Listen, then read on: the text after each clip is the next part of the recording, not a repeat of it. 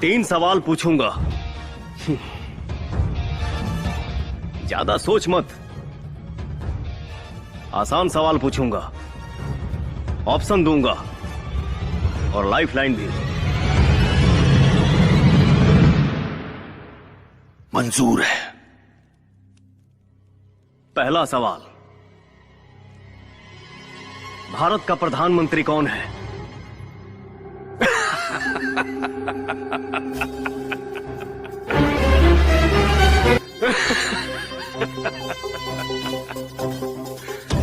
मुझे तेरे जैसे से यही उम्मीद थी,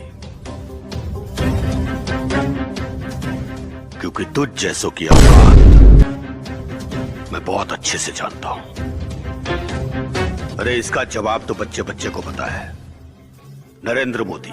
वाह, गुड। दूसरा सवाल, हम लोग जहां हैं यानी मुंबई, ये किस राज्य में पड़ता है?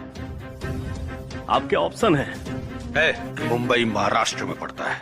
चलो अब आखिरी सवाल,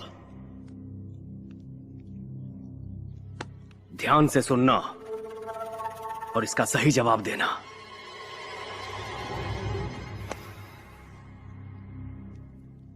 चंगेज कहां है?